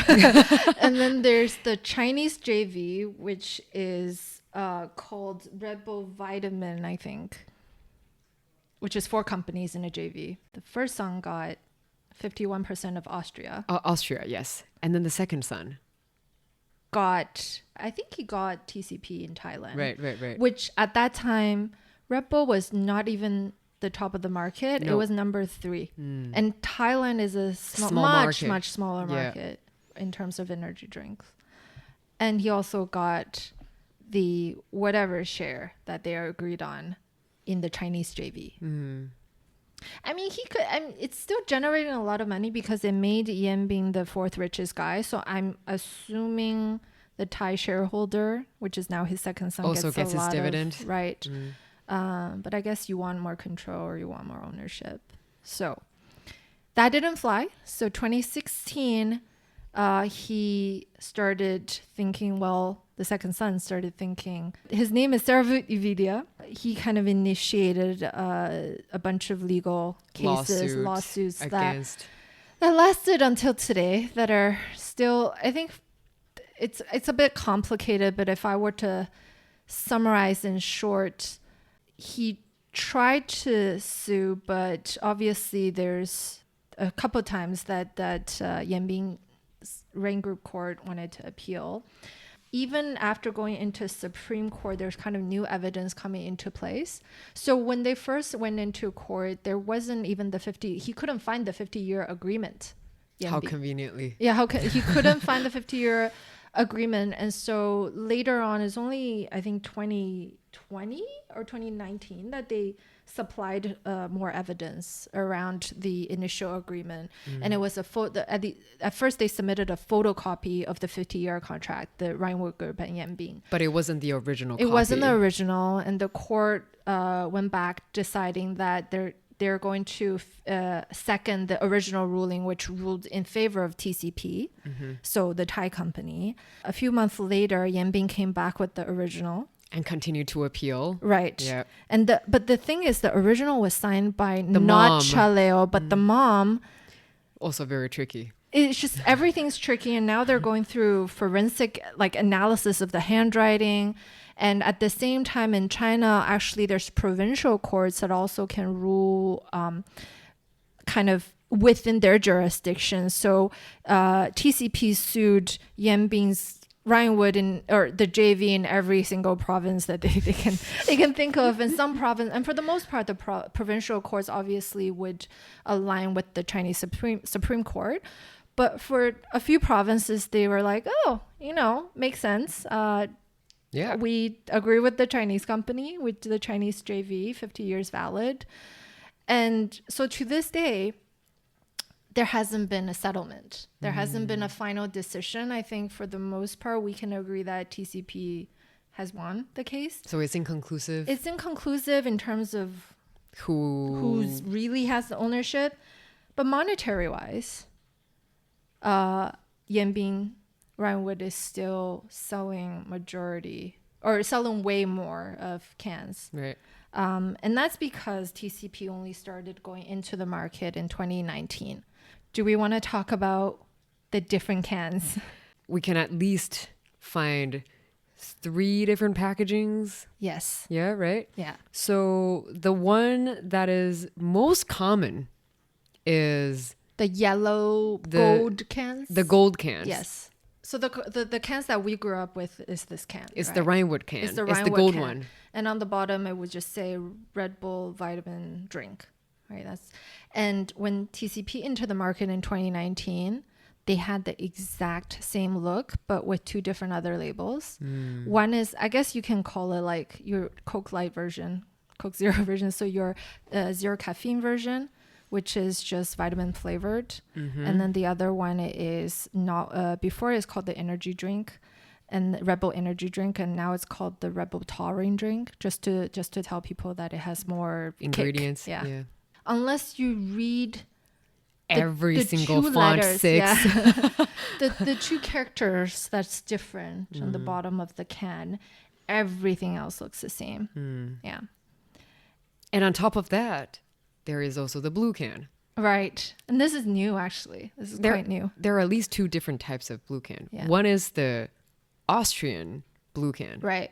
That is being imported. Yes. And the exporter for the Austrian can is AB InBev. This blue can, which looks not exactly like the Austrian. So the Austrian can is like you have a diagonal and and like a line in the middle, and then a diagonal, and then it's blue, silver, silver, blue, right? We're such good fans. and then this one, it's not like, you don't have to look carefully. Like a copycat. Yeah, it's like an obvious copycat with just kind of a blue square in the middle with the Red Bull logo. Follows the color scheme, but the arrangement is very different. Yeah. So it's easier to tell the difference with the blue can compared to the gold cans. So I guess listeners, if you ever made your way to China, I would highly recommend that you come try and taste all the Red Bulls that you can find. In your part of the world, typically is a fizzy drink. Yep, carbonated. And here in China, most of the Red Bulls are not carbonated, including this blue can that we just opened. So up until today, for that lawsuit, it's still ongoing. So I think the Supreme Court made their decision, but then the provincial stuff is ongoing. Sure. And I was really surprised when we got these cans. We got 3 different types of cans from the 2 different companies, right? And usually the same distribution channel would only carry one or the other. And because the Supreme Court ruled in favor of TCP, most of the online channels like Taobao and Jingdong, they only carry the TCP version. And so I would imagine that there's actually more sales in TCP, but it turns out that they have probably not even half as much. So the overall sales volume, if you remember, they peaked at 23 billion for Yanbing's group, I guess the original Chinese Hongniu, the Red Bull. It's still roughly around $20 billion. The market has grown. So for 15 years, they haven't really grown their can or their revenue. But they haven't lost, I guess, as much as I expected. But their share did go down from 80% in 2015 to about 30-40%. Yeah. In today. And there's another about, I think 10% or so that are captured by the other Red Bull, which is TCP. 10 to 15%, I would say. So where did the other part go, right? You know the answer. Well, since Red Bull targets a high-end market, there will always be someone who will try to monopolize the lower-end energy drink market, which is the player that we've discovered. I've Red never Bull tried in China is actually mid-market. Mid-market, but then there's always like the bottom. Of course, the scale market. The scale market, which is called, I don't know if they have an English name, but in China it's called Dongpeng Teyin. Yeah. And they started actually in 2003.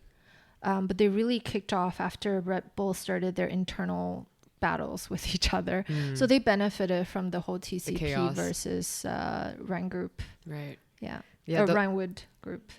The whole Red Bull story has been Chaleo had a really good relationship with Yanbian, say, hey, why don't you take Red Bull to China? We're happy to do it. And it keeps going until Chaleo passed away. And the second son is like, oh, hey, I want to be in this market. And so he came, brought TCP. And then later on, the Austrian market is like, hello, guys, here I come. I want to be selling here as well. Came with AB InBev. And all the Chinese and TCP is like, oh, well, there are way too many versions. We need to legitimize ourselves and continue to try to establish. I think all of these is trying to prove that the energy drink market in China is not penetrated. It's not penetrated, and it's kind of a free-for-all. Yeah. And you know what Yanbing did after his whole lawsuit, and he lost the lawsuit? He used Rhinewood to create another energy brand called War Horse. Zhanma, that's Zhanma, right. which is like similar in terms of like bull horse. In all this time where Red Bull in China is losing market share, Dongpeng has went from 10% to almost, I think right now it's at 35% of market share. And they, rather than use a tin can, they use plastic. And so that cuts down costs by significantly. Like Monster to Red Bull in the States, they double the can size. Obviously, there's a group of people that are going to go for the bigger can. And there's no difference in terms of ingredients fundamentally, right? Another product market fit story, trying to find what's the best for the everyday mass market for the Chinese audience. Do you know what other drinks that they try to bring into China? I think like the mineral water. You're onto the right track. Do you remember the name? It's a Norwegian fortified it's water. Voss, right? Yes, it's Voss. Okay. Yes. So, I was so surprised. But he licensed it? Did he license it for 50 years? You know what? I think it's worthy to ask that question to the legal department of Rhinewood. Maybe they have learned the lessons. Yeah. And besides that, Yoovidhya is also another brand that they've licensed. I love it. Paired Where are they originally from? Do you know? I think it was recently incorporated in Hong Kong, but maybe an American brand. Got it. Yoovidhya. Yeah, I love it. And Voss. These are the two most noticeable brands that they've decided to, I guess, reuse all the distribution channels that they have, which makes sense.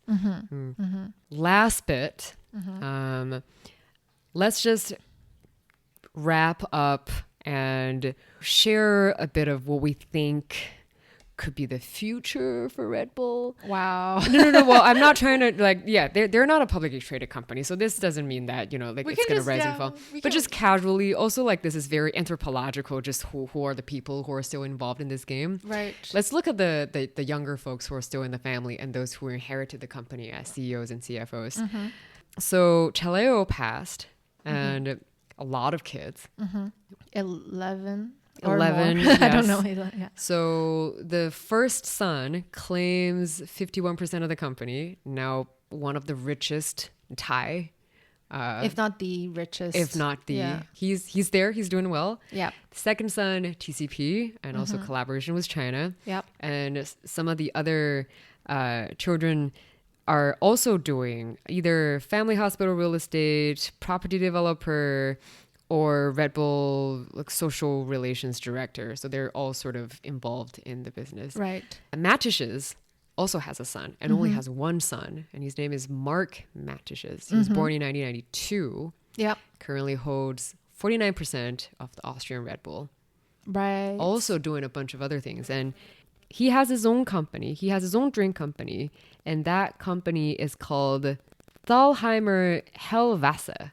Oh. Which is a drink company that produces beer and lemonade and water from Austria's oldest springs. Interesting. Yeah. So he decided not to operate Red Bull. I think when Mateschitz, or the senior, passed away, he allocated a 3-people management team. That's right. Right. So his son's actually not doing active management. As a shareholder and also on the board, but the management is being put on the CEO, CFO, and here is the sporting and director the last person is titled as a CEO of corporate projects and investment. Okay. So everything sports, I think. Everything sports and media. Precisely. Yeah. The CEO of the beverage business is Franz Waslawik. Okay. Sorry if I mispronounced that name. And so still very much involved in the beverage business. Alexander Kirschmeyer is the CFO of the business, head of the beverage business in terms of finance since 2008. Yep. And he's also very much involved in the F1 teams and F1 spendings. Okay. And this last person, I think, is the most interesting one. His name is Oliver Mintzlaff. He used to be served as the global head of sales since 2018 for Red Bull. And also previously as the boss of Red Bull Germany. Yep. And the football team. CEO. Yes. Okay. He was the CEO of RB Leipzig. Maybe he will be doing more things along the football and soccer. Yeah, it's so profitable right now that I don't see why not. So that's the 3-people team that he still have on the remaining of the Red Bull. Let's look at the competitor, Monster. Even though it is a publicly traded company, but they're also facing a succession issue. Monster's current co-founders are about 70 years old. Oh, okay. Yeah, so I have to find out what to do with it. But we don't know. Well. But I mean, so Red Bull changed management in 3 years ago, right? And so far it's been holding its fort, I think, still with Monster. I mean, Max Verstappen is still winning. Now is a different time, but last year he was doing okay. Yeah, but still, they're definitely in the top teams, and obviously with the popularity of F1 growing right now with the Hollywood movie, I can see that investment still continue to, I guess, benefit Red Bull. The football is benefiting Red Bull, so I feel like even with Mateschitz, passing away, the company is so far in good hands. Or we're not seeing significant issues, right? On the other hand, with the Chinese company, there is definitely a significant issue in terms of market share, in terms of having Dongpeng is just one of the competitors, the biggest one, eating away their revenue. So that's a much tougher situation. Yeah, and you don't have all the sports ownership and everything. They went with the Monster traditional sponsorship reseller model. kind of model, right? So I think, so my opinion is the Austrian Red Bull will continue its trajectory for the time being. For the time being, I think it will hold its fort with Monster trying to get more out of it, but so far what I'm seeing in the rev share and everything, they seems to be holding their fort. And their primary goal is to maintain rather than, I think, grow significantly in their market share.